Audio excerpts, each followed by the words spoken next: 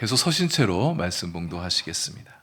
하나님께서 오늘 우리에게 주시는 말씀은 사도행전 19장 21절에서 41절입니다.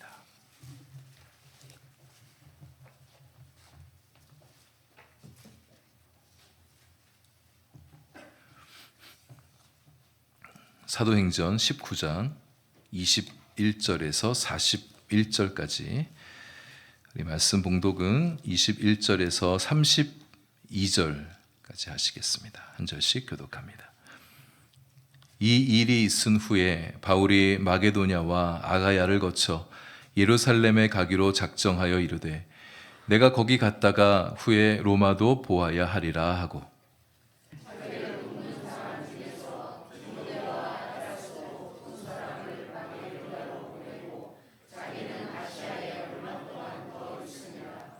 그때쯤 되어 이 도로 말미암아 적지 않은 소동이 있었으니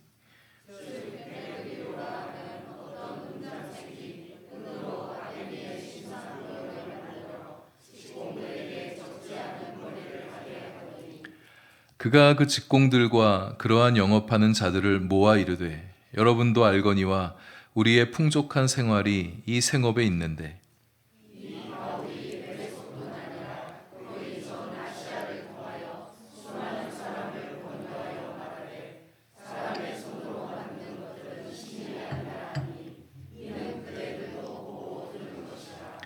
우리의 이 영업이 천하여질 위험이 있을 뿐 아니라 큰 여신 아데미의 신전도 무시당하게 되고 온 아시아와 천하가 위하는 그의 위엄도 떨어질까 하노라 하더라.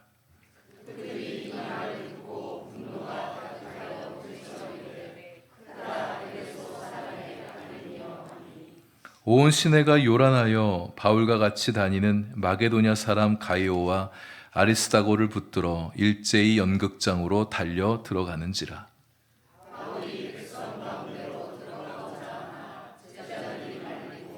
또 아시아 관리 중에 바울의 친구된 어떤 이들이 그에게 통지하여 연극장에 들어가지 말라 권하더라. 사람들이 외쳐 어떤 이는 이런 말을 어떤 이는 저런 말을 하니 모인 무리가 분란하여 태반이나 어찌하여 모였는지 알지 못하더라. 아멘. 기도하겠습니다. 하나님, 저희들의 마음 주님 앞에 있습니다. 들려주실 주님의 말씀에 귀를 기울입니다. 이제도 은혜와 새 힘되는 말씀 우리에게 들려주시고 그 말씀 힘입어 주의 자녀답게 더욱 세워져 가는 저희들 되게 해 주옵소서. 예수님 이름으로 기도합니다. 아멘. 연말 연초 다른 말씀 나누다가 이제 사도행전으로 다시 돌아옵니다.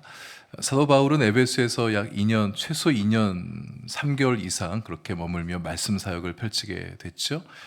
두란노 서원을 중심으로 말씀 강론과 또 제자 훈련을 가졌습니다. 그것이 에베소 도시를 영적으로 강타하게 됐죠.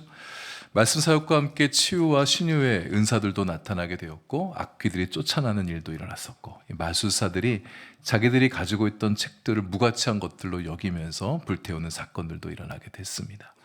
예수 복음이 에베소 도시 안에 새 물결이 되어 흘러가게 된 것입니다. 도시의 영적 지형을 바꾸는 역사가 복음으로 말미암아 일어나게 된 거죠. 주의 말씀이 힘이 있어 흥왕하여 세력을 얻으니라.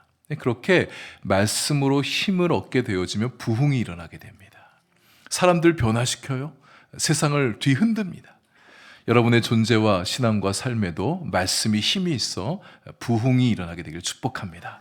우리 교회에도 말씀의 힘과 성령의 권능으로 말미암아 부흥의 역사가 펼쳐지기를 소망합니다.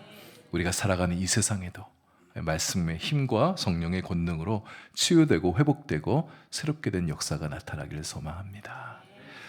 말씀의 능력이 역사를 크게 일어나는 일들을 경험하게 됐던 사도 바울의 이제 새로운 꿈을 꾸게 되어져요. 하나님께서 그에게 새로운 비전을 보여주십니다. 더 진전된 비전입니다. 말씀과 성령으로 영적인 키가 더 자라가고 힘이 더 세지고 담대해지게 되면 비전도 더 커지게 되어져요. 우리 교회가 말씀과 성령으로 충만하여지고 강력하게 역사에 갈수록 교회의 비전도 더 원대해져 가게 됩니다.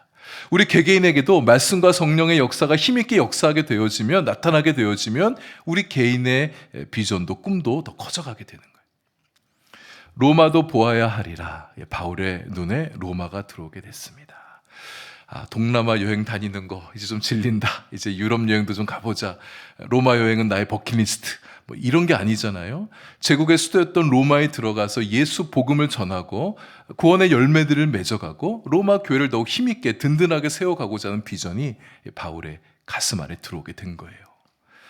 예수님 복음을 전하며 살겠다는 그의 열정과 헌신을 주님께서 받아주시고 그의 영적 시야를 점점 넓혀가시면서 그의 발걸음을 인도해 오신 주님이셨죠. 소아시아에서 사역하고 있는 그를 마게도니아로 점프하게 하시고 이제는 로마까지 들어가 복음을 전하도록 이끌어 가시는 겁니다. 로마에서 복음을 전하다고 나면 이제는 서바나로 옮겨가게 될 거예요. 서바나는 당시에 땅끝으로 여겨졌던 곳입니다. 하나님께서 그에게 비전을 주셔서 내가 땅끝까지 가서 복음을 전하겠다는 마음을 사도 바울 마음 안에 불어넣어 주신 거죠. 하나님께서 우리의 영적 시야도 넓혀주시길 소망합니다. 우리가 하나님을 위해서 살겠다고 마음을 먹으면 우리의 안목이 커지고 우리의 지경도 넓혀주시는 분이세요. 비전은 사람의 가슴에 불을 지피죠. 그냥 편안하게 안주하게 살지 않습니다. 아무리 힘들어도 비전을 이루는 일들을 포기하지 않게 되어지죠. 로마를 보겠다는 사도 바울의 그 비전, 이제 우리 뒤에 이제 사도행전 쭉 살펴보게 될 텐데 로마로 가는 길이 녹록지 않았습니다. 정말 힘들어요. 고생 죽을 고생하면서 가게 되어집니다. 근데 바울이 포기를 하지 않습니다. 로마에 가서 복음을 전하고자 하는 그의 비전이 그의 가슴 속에 불타고 있었기 때문에 어떤 난관과 역경이 있어도 헤쳐나가게 되는 거예요. 비전의 사람은 그렇습니다. 그 비전이 성취되어지기까지 어떤 어려움과 힘듦이 있어도 그것을 돌파해 나가는 거예요. 비전은 모든 난관을 뚫게 해주는 능력이기 때문이죠. 비전에 사로잡히고 헌신하는 사람에게는 우리 하나님께서도 나서주십니다. 바울의 비전이 곧 주님의 비전이었고 주님의 비전이 곧 바울의 비전이었어요. 하나님과 나 사이에 비전의 일치가 이루어지게 되면 우리가 갖게 되는 비전은 곧 현실이 되어집니다. 하나님께서 품으시는 비전이기 때문에 성취가 되어지는 거예요. 하나님과 우리 교회 사이에 비전의 일치가 이루어지게 되면 그 교회는 일을 냅니다. 하나님께서 그 교회를 통해서 그분의 뜻을 펼쳐내시는 거죠. 바울은 에베소 사역을 이제 마무리하고 로마로 가겠다고 동선을 정리를 했어요. 근데 바로 로마로 가지 않습니다. 오늘 본문 21절을 보시면 마게도냐와 아가야를 거쳐서 예루살렘에 들렸다가 로마로 가겠다 이렇게 얘기해요. 오늘 본문에서 이야기되고 있지 않지만 바울은 당시 기근으로 어려움에 처해진 재정적으로 힘든 예루살렘 교회를 도와주고 싶었어요. 그래서 마게도냐와 아가야 지방에 그가 개척했던 교회들, 빌립보, 데살로니가, 고린도 이런 교회를 방문해서 헌금을 모아다가 기금을 모아다가 예루살렘 교회에 갖다 주고 싶었던 거예요. 그래서 동역자인 디모데와 에라스도를 먼저 마게도냐로 보내서 바울이 도착하기 전에 부조 활동을 하게 하고 모금을 해놓게 하는 거예요. 그걸 가지고 예루살렘에 들렸다가 그가 가고 싶은 로마로 빨리 가고 싶은 마음을 갖고 있었던 것이죠. 바울 자신은 에베소에 좀 더 남아서 이제 그의 사역을 이제 정리하려고 합니다. 깊이 생각하지 않으면 그냥 쓱 지나갈 수 있는 대목인데요. 저는 이 대목이 참 놀랍게 느껴집니다. 예루살렘 교회는 초대 교회를 상징하는 교회죠. 어머니 교회다 이렇게 말할 수 있겠어요. 교회의 시작이 예루살렘 교회에서부터 시작되어졌으니까. 근데 모교회라고 이렇게 말할 수 있죠. 근데 마게도니아랑 아가야, 이 그리스 지방에 세워진 교회들은 다 신생 교회들이에요. 말하자면 개척 교회입니다. 근데 개척 교회가 이제 신생된 교회가 모교회라고 말할 수 있는 예루살렘 교회가 어렵게 됐다는 소식을 듣게 되어지자 돈을 모아서 예루살렘 교회를 도와주겠다고 그렇게 나서게 되는 거예요. 그러니까 말하자면 엄마가 힘들다고 얘기하니까 이제 사회 초년생인 자식들이 자기들도 힘든데 십시일반 모금해서 엄마를 도와주겠다 이렇게 모금 활동을 하게 됐다는 거예요. 지난 몇 년간 우리가 코로나를 거치면서 성도들이 교회에 나오지 않으니 교회의 재정적인 타격을 받게 된 교회들이 적지 않게 있었습니다. 근데 이 코로나 기간에 교회들보다 더 어려워진 분들이 계셔요. 선교사님들입니다. 교회가 재정적으로 힘들다 보니까 선교비를 삭감하는 교회들이 있었던 거예요. 근데 선교사님들은 교회에 후원이 없으면 살아가는 것도 없고 사역도 어려워지거든요. 교회 형편이 어려워지면 선교비를 삭감하고자 하는 교회의 지도부들, 교회의 마음도 이해가 안 되는 것은 아닙니다. 교회가 살림도 어려워지니까 선교비를 줄이는 마음들 갖게 될 수 있어요. 그런데 교회 재정이 어려운 가운데서도 선교비를 삭감하지 않고 지속적으로 후원하는 교회들이 있습니다. 교회의 운영비를 줄일지언정 선교비는 줄이지 말자. 하나님께서는 이런 교회를 주목해 보십니다. 교회가 힘들어도 복음을 전하고 선교하는 일에 지속적으로 관심을 가지며 힘을 쏟는 교회를 하나님께서 복되게 하시는 거예요. 우리 교회도 지금까지 잘해왔는데 앞으로도 계속해서 선교사님들을 후원하는 일에 힘이 빠지지 않았으면 좋겠습니다. 나가 하나님께서 우리 교회 재정적으로 더 풍요롭게 해주시면 그거 가지고 더 선교를 돕는 거예요. 선교사님의 사역들 더 힘있게 왕성하게 펼쳐갈 수 있도록 도와주고, 우리 주변에 어려운 교회들도 많이 있습니다. 지역의 어려운 교회들 돕고, 또 지역 사회 안에서 좋은 일을 하는데 재정적으로 힘든 기관들도 있어요. 도와주기도 하고, 하나님의 사랑과 섬김에 필요한 어려운 사람들을 도와주는, 은혜와 사랑을 나눠주는 그런 교회가 될 수 있기를 바랍니다. 나누고 베풀고 섬길수록 교회는 더 부유해집니다. 개인의 삶도 마찬가지예요. 나누고 베푸고 섬길 때 더 부유하게 하시는 것이 하나님의 영적 원리거든요.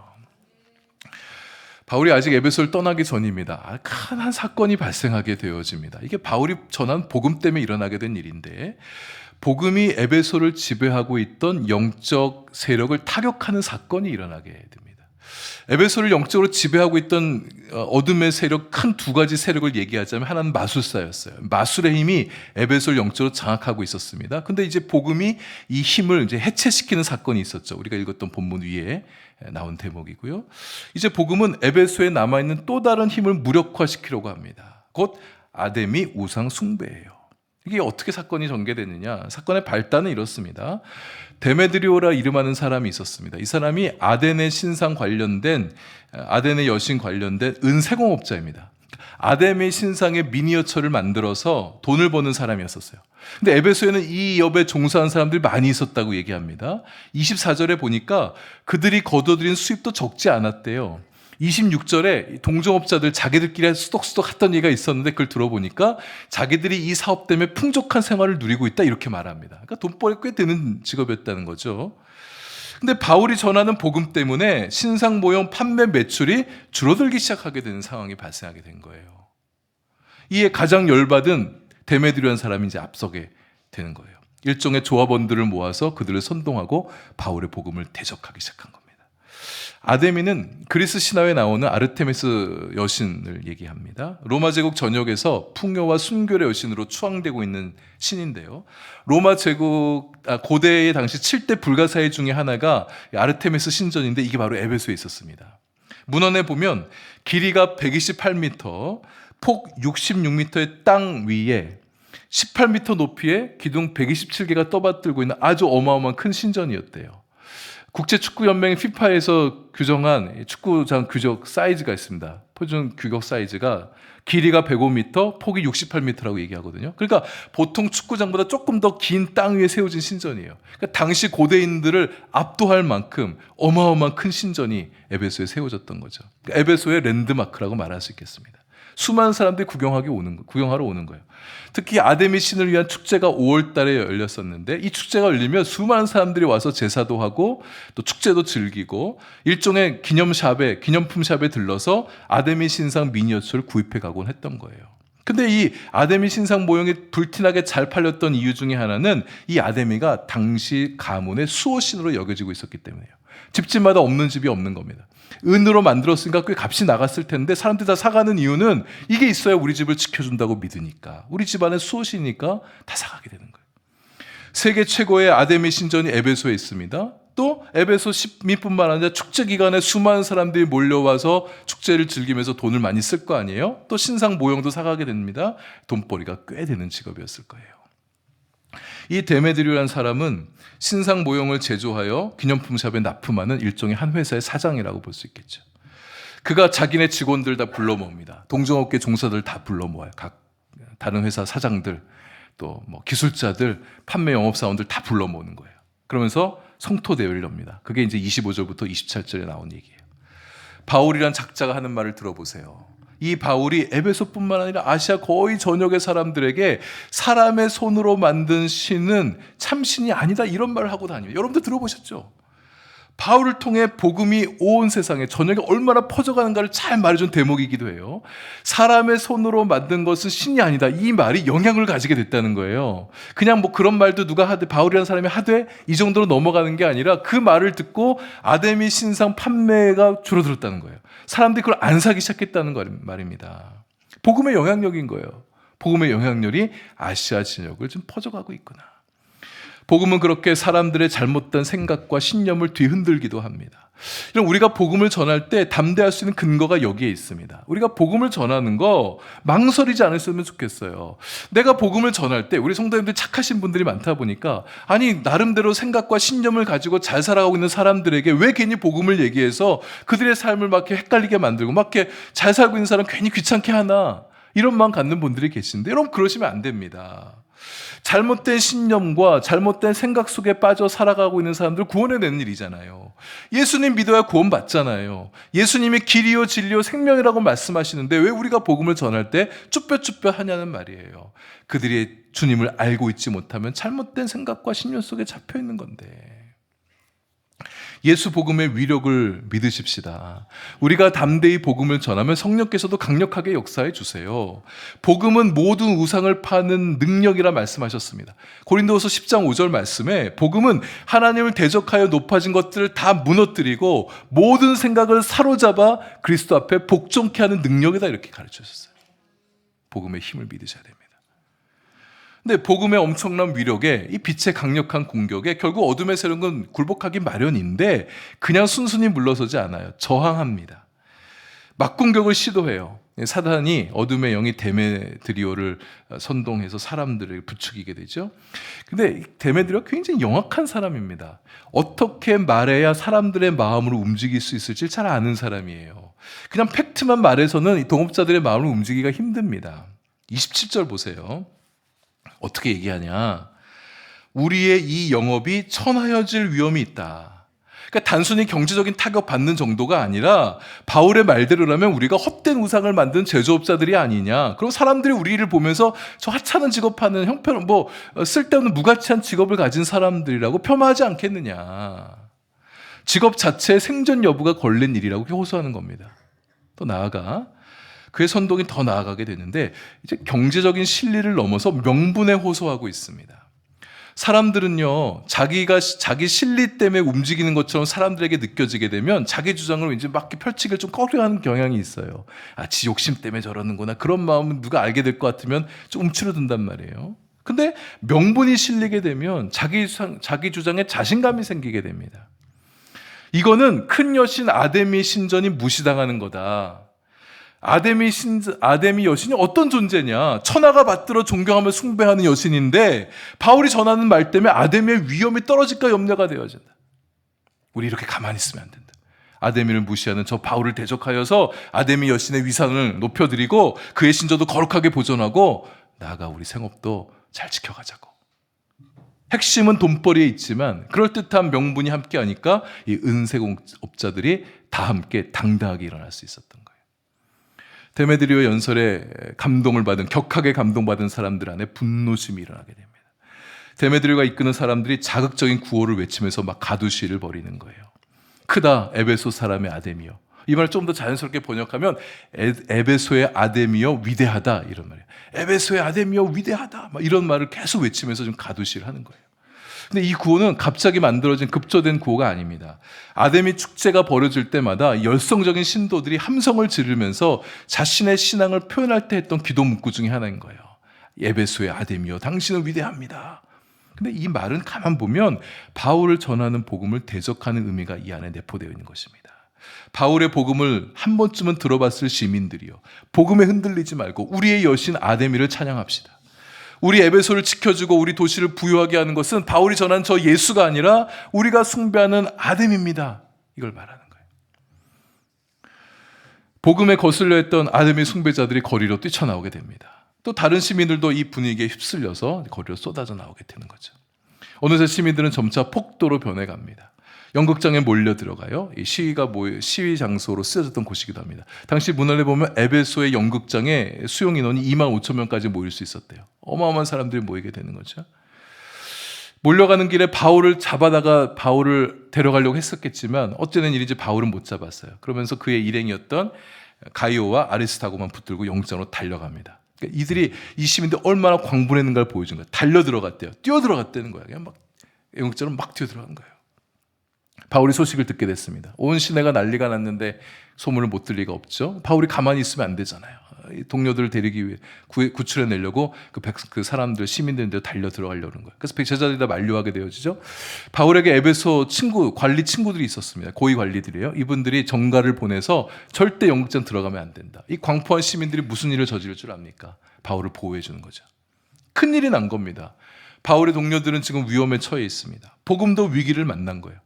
이 사람들이 지금 극장에 모인 이유는 바울과 복음을 대적하기 위해서 모인 겁니다. 그들이 어떤 결의라도 해서 뭔가를 안을 만들어내게 되면 에베소 교회와 기독교도에 대한 핍박이 더 거세어질 수 있는 거예요.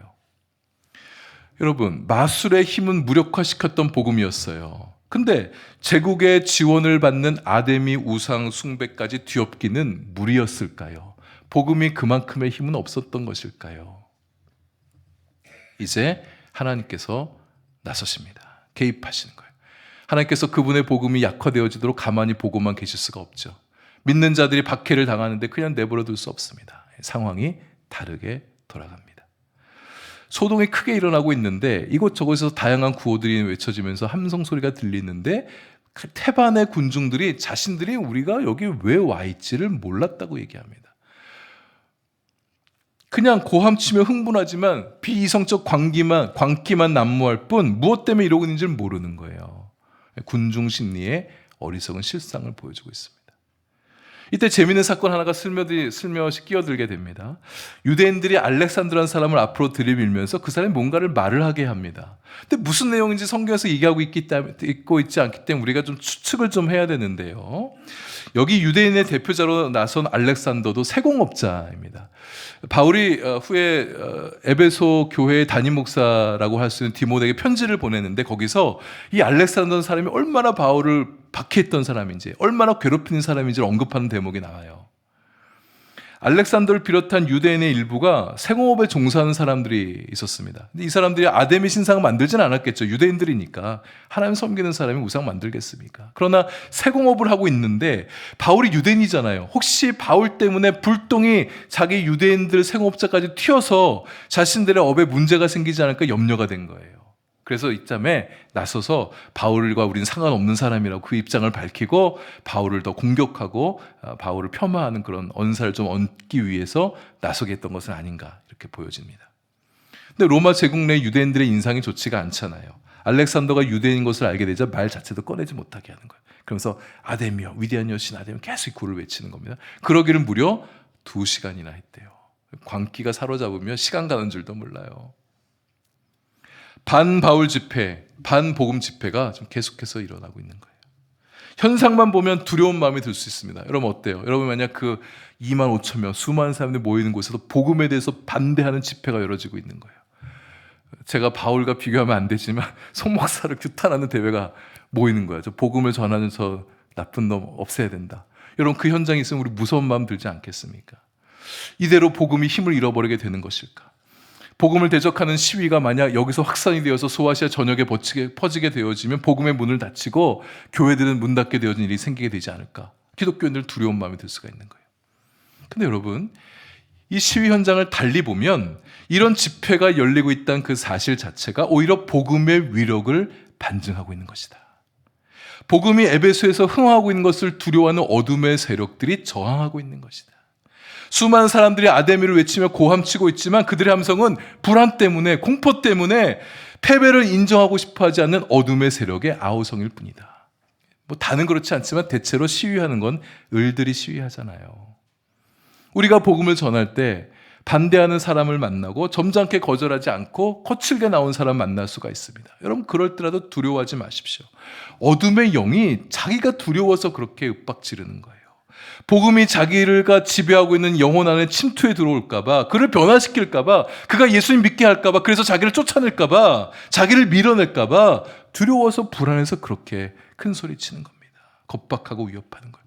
예수님 귀신 쫓아낼 때 어떻게들 했습니까? 귀신들이 다 예수님께 저항하잖아요. 자기가 사로잡고 있는 영혼은 빼앗기기 싫어서 그렇게 했잖아요. 그러나 그 이상은 어떻게 하지 못합니다. 왜냐하면 예수님을 이길 수 있는 힘이 그들 안에 없으니까요. 복음의 능력을 압도할 권세가 어둠의 세력 안에는 없단 말입니다.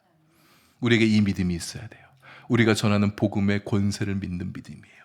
복음이 이기고 예수 그리스도가 이긴다는 이 사실을 굳게 붙들고 살아가는 거예요. 우리가 전하는 복음을 압도할 수 있는 세상의 힘은 없습니다. 아무리 강하고 반박하고 위협한다 할지라도 두려워하지 마세요. 예수님을 대접하는 것은 불법입니다. 불법은 진리를 이길 수가 없습니다. 복음이 진리이고 복음이 사람을 살리는 참된 법인데 어찌 감히 예수의 법을, 예수의 진리를 대적한단 말이에요. 극장의 소란하고 험악한 분위기 속에서 바울과 기독교인들이 할 수 있는 일하고는 없습니다. 이때 하나님께서 어떻게 일하시냐, 우리가 이걸 주목해 봐야 됩니다. 서기장을 등장시킵니다. 이 서기장은 에베소 도시를 관할하는 행정관료예요. 고위관료입니다. 치안을 담당하는 사람이에요. 당시 에베소의 이 서기장이 어떤 지위를 가지고 있었냐면, 에베소에 통용된 동전이 있는데 거기에 자신의 이름을 새겨 넣을 만큼 그런 지위와 권력을 가지고 있는 사람입니다. 이 사람은 근데 37절 보니까 믿는 사람은 아니에요. 여신, 아데미 여신을 일컬어 우리 여신 이렇게 말하고 있죠. 근데 이 서기장이 말을 참 잘하는 사람입니다. 보니까 말만 번드르하게 한 사람이 아니라 성난 군중을 잠재울 수, 일시에 달랠 수 있을 만큼의 지혜와 리더십이 있는 사람이었어요. 이렇게 얘기하죠. 아데미가 어떤 신이냐, 에베소가 어떤 도시인데 우리는 무너지지 않는다. 그러니까 여신을 숭배하는 사람들과 에베소 시민들의 자긍심을 북돋아주고 있습니다. 아데미는 너희들이 외치는 것처럼 위대한 신이지 않느냐. 우리는, 이 에베소는 아데미를 모시는 신전지기 도시다. 제우스에게서 내려온 우상, 이런 일을 언급하잖아요. 이게 무슨 얘기냐면, 하늘에서, 당시 이렇게 표현에, 문화에 보면 하늘에서 어떤 운석이 갑자기 떨어졌는데 그게 에베소에 떨어졌대요. 그래서 에베소 아데미 신전에 그 운석을 갖다 모셔놨습니다. 하늘에서 떨어졌으니까 당시 로마 제국의 하늘을 주관하시는 제우스잖아요. 제우스에게서 내려온 우상, 제우스에 내려온 조각상, 조각품. 우상이라고 말한 거는 이 서기장이 직접 표현한 것은 아니죠. 사도행전 저자가 우상 갖고 얘기하니까 우상이라고 표현한 거죠. 운석을 얘기하는 겁니다. 에베소가 이 정도의 신성한 도시인데 도대체 뭐가 무서워서 이렇게 소동버리고 있느냐. 에베소 시민들의 자긍심과 우월감을 부추겨 띄워주면서 광분한 마음을 가라앉히게 하고 있는 겁니다. 여러분, 화난 감정을 가진 사람들 가라앉힐 때는 이 자긍심과 우월감에 대해서 얘기해 주게 되면 조금 마음을 달랠 수가 있어지게 되잖아요. 이어 군중들이 격한 감정이 차분해지자 이제 이 서기장이 이성에 호소합니다. 바울과 그의 일행이 신전의 물건을 도둑질이라도 했냐, 그 하늘에서 떨어진 운석을 훔치기라도 했냐, 이 말이에요. 또 아데미 여신에 대해서 직접적으로 비방한 것도 아닌데 왜 이렇게 호들갑을 떨고 있느냐. 서기장이 이렇게 말하는 것은 바울과 기독교를 동조하는 게 아닙니다. 소요 사태를 진정시킬 책임과 의무가 있기 때문에, 그리고 제국의 중앙정부의 이 소요 사태가 보고가 되어지면 자신들의 처우에 불이익이 생길까 봐 그거 싫어서 이렇게 얘기하는 거예요. 고발할 일이 있으면 재판하면 되고, 중요하게 결정된 일이 있으면, 결정해야 할 일이 있으면 이렇게 시위하지 말고 민회에 안건을 내라고 이렇게 얘기하죠. 그러면서 그 다음 했던 말이 이게 중요한 포인트예요. 한마디 단호하게 말하죠. 이는 불법 집회니 제국 중앙정부에 정식으로 보고할 자료도 없다. 이러면서 그곳에 모였던 군중들 다 해산시켜버립니다. 여러분, 우리 하나님은 이렇게 믿지 않는 사람들을 통해서도 믿는 자들을 보호해 주시고 하나님의 일이 되게 하시는 분이세요. 살아계신 하나님께서 내가 혹 위경에 처하게 되어질 때에 주변 사람들을 통해서도, 믿지 않는 사람들을 통해서도 나를 보호해 주신다. 이 믿음 갖고 살아가는 우리가 되기를 바랍니다. 어려운 일을 만나도 그러니 너무 불안해하거나 두려워하지 마시길 바랍니다. 하나님께서 이걸 다 보고 계시잖아요. 하나님께서 반드시 도와주실 것이다. 나를 어렵게 하는 그 일을 멈춰지게 하실 것이고, 나를 힘들게 하는 어떤 사람이 있으면 그 사람 떠나가게 하실 것이고, 상황을 반전시켜 주시거나 뜻밖의 사람들을 붙여주셔서 나의 어려움에서 벗어나게 해주실 것이다. 결국 이렇게 데메드리오가 복음을 대적하기 위해서 선동한 이 시위는 아무런 소득도 없이 무산되어 버리고 말죠. 엄청난 소요를 일으켰던 데메드리오의 적대적인 시위는 불법 집회, 이렇게 끝나고 맙니다.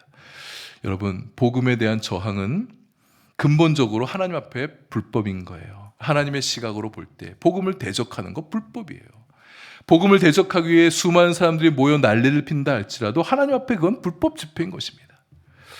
예수 복음이 힘을 잃도록 어둠의 세력은 이렇게 거칠게 저항했지만 사탄이 물러서지 않고 계속해서 저항하고 있었지만 그저 큰 소동만 일으킬 뿐 복음을 무력화시키지는 못했습니다. 오히려 복음을 대적하던 자신들이 수모를 겪고 해산되어지는 그런 수모를 겪게 된 것이죠. 말씀을 맺습니다. 우리는 오늘까지 2주간에 걸쳐서 이 사도행전 19장 말씀을 통해서 복음이 어떻게 한 도시를 변화시킬 수 있으며 우상에 사로잡힌 사람들 영적으로 각성시킬 수 있는가를 함께 살펴보았습니다. 복음은 하나님의 강력한 힘입니다. 미신에 사로잡혀 있는 사람들 영적으로 각성시킬 수 있는 능력이 복음에 있어요. 도시를 변화시킬 수 있는 능력이 복음 안에 있어요. 그러니 우리가 세상 어둠의 주관자들 너무 두려워하지 마시길 바랍니다.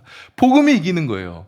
복음이 믿지 않는 자들 얼마든지 변화시킬 수 있다. 그 믿음 갖고 살아가는 겁니다. 우리가 살아가는 이 세상도 거룩하게 변화시킬 수 있는 권세가 복음 안에 있다. 이 믿음이 필요한 거예요. 우리 새해를 출발하면서 다시 복음을 붙드실 수 있기를 바랍니다.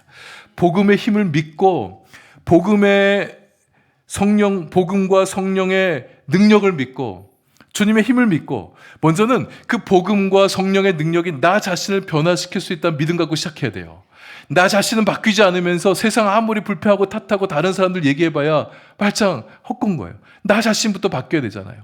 말씀의 권세와 성령의 능력으로 내가 바뀌어가고 말씀과 성령의 힘으로 우리 주변에 믿지 않는 자들을 전도하여 구원에 이르게 하고 우리가 살아가는 이 도시에도 말씀과 성령의 권능이 임하여서 세상이 좀 달라지듯 정의와 공의가 강같이 흐른 세상이 되게 하고 모든 우상들이 무너지고 온 열방 가운데 복음이 편만하여져서 주님보다 높아진 모든 것들이 파여지도록 그런 세상이 되도록 기도하고 섬기며 나아가는 것입니다. 국가적으로는 새해가 되었어도 여전히 암울하고 혼란스럽지만 주님께서 깊이 개입하셔서 이 나라를 반드시 바로잡아 주실 거예요. 우리에게는 이 믿음이 있어야 됩니다. 하나님 영광을 위해서, 하나님 선교를 위해서 이 나라가 어떤 나라인데 우리 대한민국 통해서 온 열방에 주님의 복음 전해온 나라입니다. 다시금 평화롭고 안전하고 아름답고 힘있는 나라로 세워주실 거예요. 그것을 믿고 기도하며 나아가고 우리가 할 일, 복음을 위해서 주님의 영광을 위해서 더 힘써 살아가는 올 한 해가 될 수 있기를 바랍니다.